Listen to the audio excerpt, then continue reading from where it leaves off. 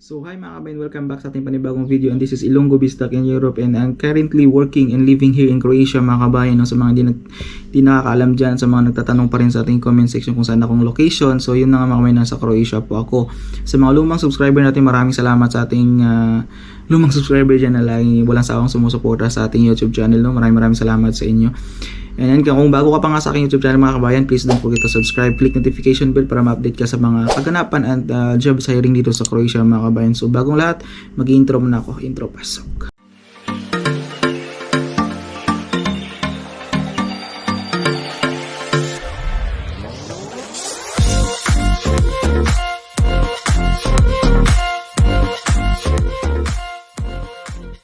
So ayun na nga mga kabayan, huwag natin paligoy-ligoy pa sa mga maraming nagtatanong dyan, no?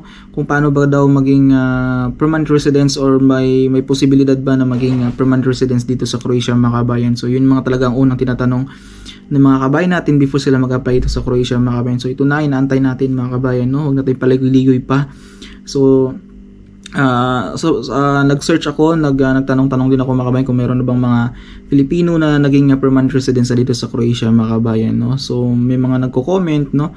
Mostly of them may mga asawa dito sa Croatia mga kabayan, mga Croatian yung mga asawa nila. So may mga ilan naman na walang asawa, no? Yung mga solo lang po maging permanent na dito. So babasahin natin mamaya sa mga comment section, sa aking comment section mga kabayan, kung ano yung mga comments nila doon, no? Kung mayroon ba talaga. So ito na nga, nag-search ako sa expat mga kabayan. Nag-search ako sa expat mga kabayan in Croatia, no, kasi meron silang update before how third country citizen can apply for long-term or permanent residency in Croatia mga kabayan. So ito na nga, ayan, nakita niyo sa screen mga kabayan, yung sa screen na yan. So there are two types of permanent residency dito sa Croatia mga kabayan. They're actually same, but each of them are granted under different terms mga kabayan, no? So meron silang as third country national, you have be granted, no? Meron silang long-term residence or meron silang permanent residence mga kabayan. So dalawa yun, magkaiba yung long-term at saka permanent residence. Di ko alam kung ano yung, kasi merong sa amin yan kasi is a temporary residence lang yung mga kabayan. Kung binigyan kami ID, kung baga renewable siya mga kabayan after 6 months or 1 year mga kabayan. So ito atang long-term and permanent residence. Ang long-term is 5 years ID or 2 years ID ata ang binibigay, depende yan, no? Merong long term is yung permanent residence, yung permanent ka talaga na Croatian, no? Nasa Croatia mga kabayan. So ito na nga mga kabayan, yung third country national receive either yun nga, long term and permanent residence have the same rights in Croatia mga kabayan. So yung mga rights mo dito, ito na yung mga kabayan, yung mga rights, no?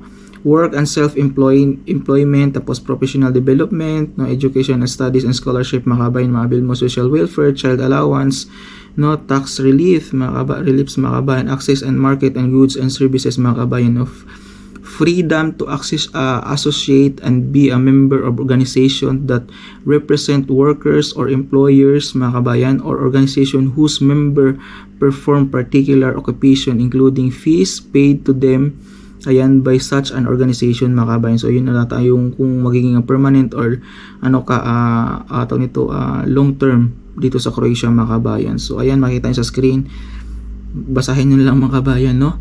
Long term residence mga kabayan, if a third country must have legal residence in Croatia for 5 years mga kabayan, no, continuously and meet certain condition before you can apply for permanent residence. So kailangan pala mga kabayan 5 years, no, ang kailangan mong nanatili dito sa Croatia. So alam ko kayang-kaya din naman kasi sa Middle East nga inaabot ng 10 years, 11 years, 15 years sa Middle East. Kumbaga wala pa ring residence ang nangyayari mga kabayan, hindi ka naging permanent, no? Continuous stay means mga kabayan in total once year for more than 6 months mga kabayan, no?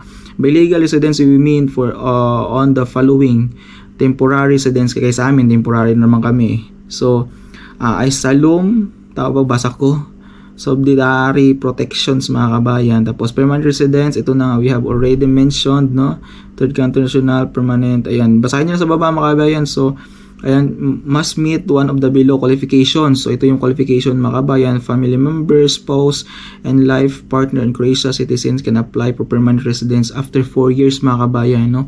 Kaya may mga asawa, yun, pwede na yung mag-apply mga kabayan dito sa Croatia. Basta ma-reach mo lang yung 4 years or 5 years pa rin mga kabayan, no? Member of Croatia people within foreign nationality without nationality who return in Croatia can apply for permanent residence after 3 years mga kabayan to temporary stay in Croatia, no? Kailangan 3 taon. People who have the status refugee for at least 10 years can apply for permanent residence after 3 years or temporary stay in Croatia. 3 years lang mga kabayan, so pero kailangan 10 years mga kabayan yung permanent residence mag-apply ka sa mga refugees mga kabayan. Children of third country national who hold permanent residence can apply for permanent residence after 3 years temporary stay in Croatia mga kabayan, no? So kami 1 taon, so meron pang 4 na taon na bubunuin bago ko mag-apply ng permanent residence dito. Pero nakadepende pa yun mga kabayan, no? Sa Croatia mga kabayan, no? Sa laws ng Croatia. Kasi yun nga, mamaya basahin ko sa inyo yung mga comment, no, dun sa pinost ko.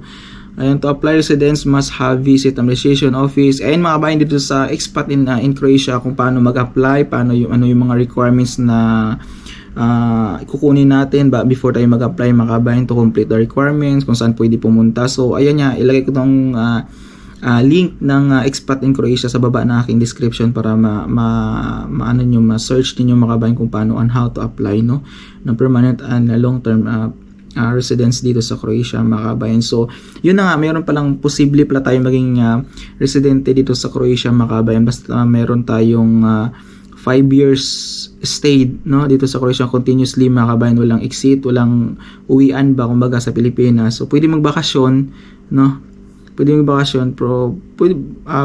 babalik naman dito sa Croatia. So ito na nga yung comment mga kabayan, tingnan natin, no. May comment dito sa ating YouTube channel, sa ating Facebook mga kabayan. So ayun na mga kabayan, nakita dito sa screen mga kabayan, no. Ito yung post ko, tapos ito yung comment ni kabayan, no.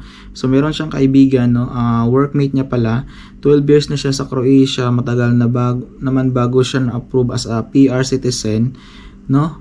Hindi naman guaranteed daw yung 5 years stay dito sa Croatia na maka-apply ka agad ng PR or permanent residence mga kabayan. So yung binigay daw sa kanya is a long-term residence. Yung nag 5 years daw siya dito sa Croatia, long-term lang daw ang binigay sa kanya, no.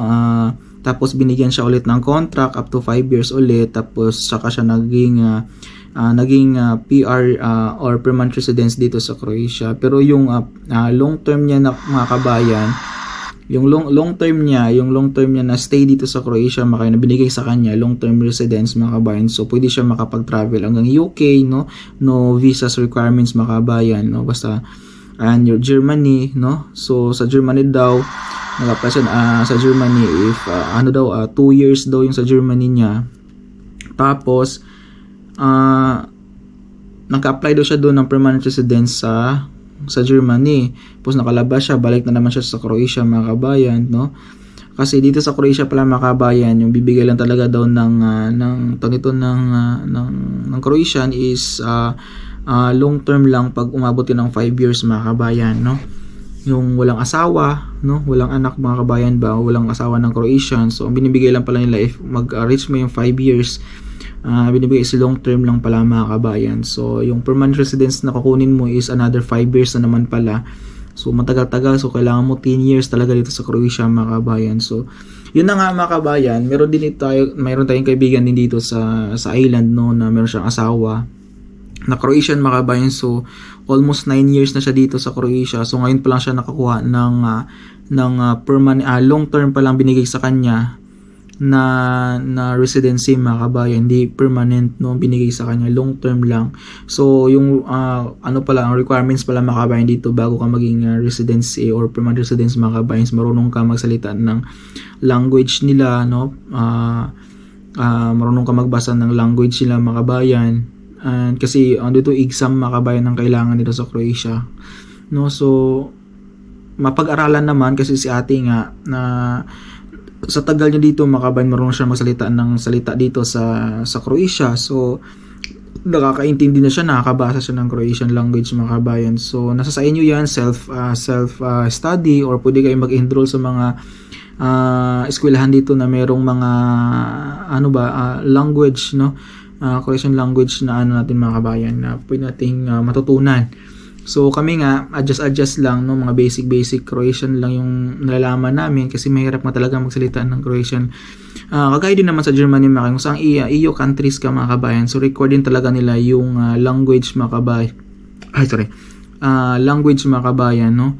So need talaga natin yan maging matuto o matutunan mga kabayan para para maging permanent residence tayo sa Croatia mga kabayan.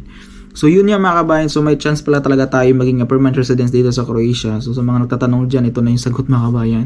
Pwede tayo maging permanent residence, pero may dalawa silang option, long term and permanent residence mga kabayan. So yung 5 years mo pala, sabi nga ni kabayan, bibigay sa'yo is long term lang mga kabayan. So another 5 years na naman para sa permanent residence mga. So 10 years lahat of the total mga kabayan. Kung ikaw ay hindi may asawang Croatian, o ikaw ay nagstay continuously dito sa Croatia mga kabayan, walang uwi man vacation lang, pero hindi talaga siya exit, no. Kumbaga umexit ka tapos babalik ka na naman ulit, kumbaga nag-resign to come back ba mga kabayan tinatawag. So hindi naman kayang-kaya naman mga kabayan, kasi may mga Pilipino mga kabayan din natin na nasa Middle East din na matagal din na nandun, no, 15 years, 10 years mga kabayan, no, umabot na 11 years, no. So hindi pa rin nakukuha ng mga permanent residence. So at least dito sa Croatia mga kabayan, hanggat maaga pa, no, mag-apply kayo dito if you want mga kabayan, no. Marang mga mga recommended agencies mga kabayan na pwede kayo mag-apply papunta dito. So yun na mga kabayan, maraming salamat sa mga tanong niyo para maraming salamat sa mga questions ko yung tanong sa aking video mga kabayan, no. Kung meron kayong mga tanong, comment dyan lang mga kabayan, lang problema yun, sasagutin natin yan. Kung meron tayong mga mga idea dyan mga kabayan, kasi minsan kasi mga kabayan mahirap din gumawa ng content, no, lalo pag walang may nagtatanong, walang nagsasuggest mga kabayan. So maraming salamat sa mga nagtatanong, no, walang sawang tatanong dyan. And yun mga kabayan, kung bago pa lang sa akin YouTube, please don't forget naman mga kabayan to subscribe, share this video mga kabayan, no, para may matutunan, no, yung iba natin mga kabayan na gusto magpunta dito sa Croatia, no. Pa-share naman dyan mga kabayan. Maraming salamat po sa mga walang sawang suporta, mga lumang subscriber. Maraming salamat dyan sa inyo mga kabayan, no. Hanggang dito na lang mga kabayan ng ating video. Please see you for the next vlog, and comment down below mga kabayan, and you can message pala me on Facebook mga kabayan, Ilonggo Bisdak in Europe, no. Comment kayo, mag-message kayo sa akin privately mga kabayan kung ayaw mag-comment dyan sa baba. Yun na mga kabayan, and thank you so much sa panonood. Ciao.